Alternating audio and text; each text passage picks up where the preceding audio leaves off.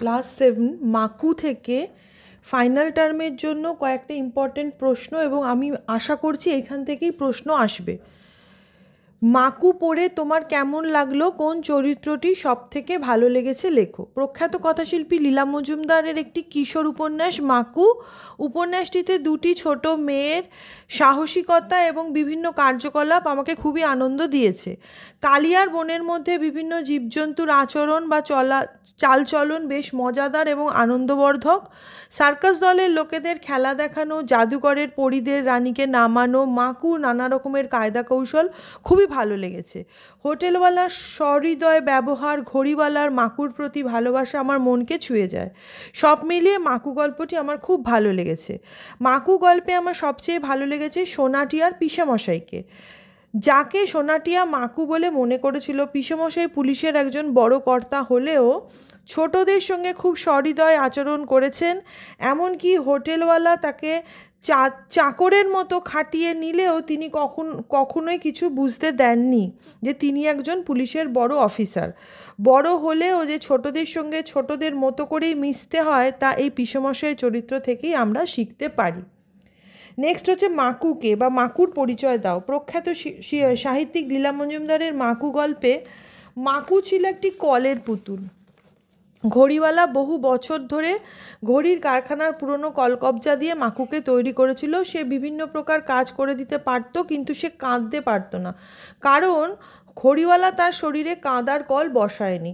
এদিকে পরীদের রানীকে দেখে মাকু তাকে বিয়ে করতে চায়, কিন্তু সে কাঁদতে পারে না বলে পরীদের রানীর সঙ্গে তার বিয়ে দেওয়া সম্ভব নয় বলে জাদুকর জানায়। মাকু তাই ঘড়িওয়ালার কাছে বায়না করে যে তাকে কাঁদার কল বানিয়ে দিতেই হবে, কিন্তু মাকুকে বানাতে গিয়ে ঘড়িওয়ালার সব বিদ্যা ফুরিয়ে গেছে। তাই মাকুর জন্য কাঁদার কল বানানো তার পক্ষে সম্ভব হয়নি বলেই সে মাকুর কাছ থেকে পালিয়ে পালিয়ে বেড়াতে থাকে। অন্যদিকে মাকুর কাঁদার কল চাই, তাই সে ঘড়িওয়ালাকে খুঁজে বেড়াতো। এখানে আরেকটাও প্রশ্ন হতে পারে যে মাকু কেন ঘড়িওয়ালাকে খুঁজে বেড়াতো? এই পার্টটা সেই পার্টেরই উত্তর হলো। তাহলে মাকুকে বা মাকুর পরিচয় দাও, সে কেন ঘড়িওয়ালাকে খুঁজে বেড়াতো। নেক্সট হচ্ছে হোটেলওয়ালা জন্মদিনের উৎসব কেমন? এটা তো ভীষণ ইম্পর্টেন্ট একটা প্রশ্ন। হোটেলওয়ালা জন্মদিনের উৎসব কেমন হয়েছিল? হোটেলওয়ালার জন্মদিন উপলক্ষে বেশ ভালো রকমের খাওয়া দাওয়ার আয়োজন করা হয়েছিল। ভুনা খিচুড়ি আর মাংস রান্না করে সবাইকে বিনা পয়সায় খাওয়ায় হোটেলওয়ালা। সার্কাস দলের লোকেরা বিভিন্ন রকমের খেলা দেখাবার ব্যবস্থা করে। বনের আশেপাশে বহু মানুষ টিকিট কেটে সার্কাসের খেলা দেখতে আসে। সবাই খুব সাজগোজ করে, এমনকি জানোয়ারদেরও পরিষ্কার পরিচ্ছন্ন করিয়ে সাজিয়ে তোলা হয়। খাস জমিতে বড় আলোর নিচে খেলা দেখানো হয়েছিল। দরবাজির লোকেরা বিভিন্ন খেলা দেখায়।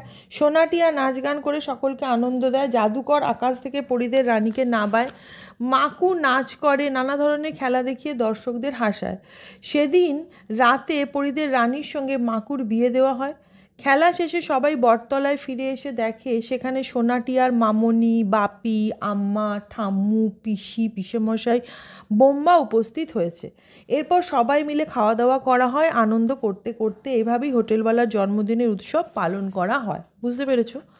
নেক্সট হচ্ছে মাকু গল্পের নামকরণটা কি সোনাটিয়ার অ্যাডভেঞ্চার হলে ভালো হতো? তোমার কি মনে হয়? অর্থাৎ মাকু গল্পের নামকরণের সার্থকতা, যে মাকু নামকরণ করেছিলেন লীলা মজুমদার, নামটা কি ঠিক যুক্তিসঙ্গত, নাকি নামটা হওয়া উচিত ছিল সোনাটিয়ার অ্যাডভেঞ্চার? লীলা মজুমদার রচিত মাকু একটি অ্যাডভেঞ্চার ধর্মী কিশোর উপন্যাস। উপন্যাসের কাহিনী বিশ্লেষণ করলে দেখা যাবে দুটি ছোট মেয়ে সোনা ও টিয়ার সাহসের ওপর ভর করে কালিয়ার বনে প্রবেশ করে। তাদের বিভিন্ন কর্মকাণ্ডের মধ্যে অ্যাডভেঞ্চারের দিকটি প্রকাশিত হয়। তবে শুধুমাত্র এইটুকুর জন্যই কাহিনীর নামকরণ সোনাটিয়ার অ্যাডভেঞ্চার হওয়া যুক্তিসঙ্গত নয় বলে আমি মনে করি। কাহিনীর নামকরণ মাকু হওয়ার পিছনে যথেষ্ট কারণ আছে।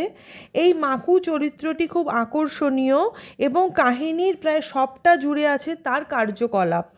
ঘড়িওয়ালার মাকুকে সৃষ্টি, পরীদের রানীকে মাকুর বিয়ে করার বায়না করা এবং তার জন্য মাকুর ঘড়িওয়ালাকে খুঁজে বেড়ানো, মাকুর জন্য ঘড়িওয়ালার ব্যাকুলতা, মাকুকে জীবন্ত করে তোলার জন্য সকলের চিন্তা, সোনাটিয়ার মাকুকে ভালোবাসা, টিয়ার মাকুকে জীবিত করে তোলা, মাকুর নাচ করা ও বিভিন্ন কাজ করা, এবং সবশেষে পরীদের রানীর সঙ্গে মাকুর খুব ধুমধাম করে বিয়ে, এই সবই মাকু গল্পের মূল বিষয়। অর্থাৎ গোটা কাহিনীটি আবর্তিত হয়েছে মাকুকে কেন্দ্র করেই। আমার তাই মনে হয় কাহিনীটির নামকরণ সোনা টিয়ার অ্যাডভেঞ্চার না হয়ে মাকু হওয়াটাই যুক্তিসঙ্গত এবং যথাযথ। বুঝেছ?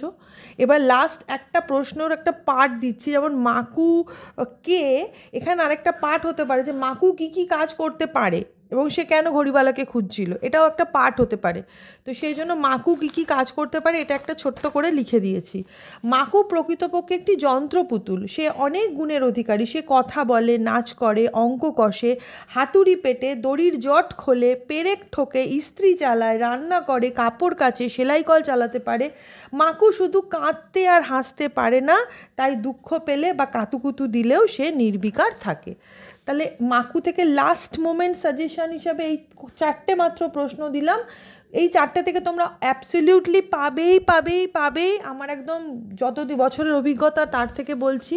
তো এই 4টে প্রশ্ন তোমরা লাস্ট মোমেন্টে করে নিও ভালো করে। আশা করি তোমরা সকলেই প্রশ্নগুলো ইতিমধ্যে করে নিয়েছো। তো ভালো করে করে নিও, এর থেকে তোমরা পাবে, তোমরা হতাশ হবে না। এবং তোমরা যদি এই প্রশ্ন 4টের মধ্যে একটা পাও, অবশ্যই আমায় কমেন্ট করো যে প্রশ্নটা পেয়েছো, আমার খুব ভালো লাগবে। তোমাদের কাজে লাগবে জানলে আমার খুব ভালো লাগবে। ভালো লাগলে একটা লাইক করো, শেয়ার করো এবং ধারাপাতকে সাবস্ক্রাইব করো।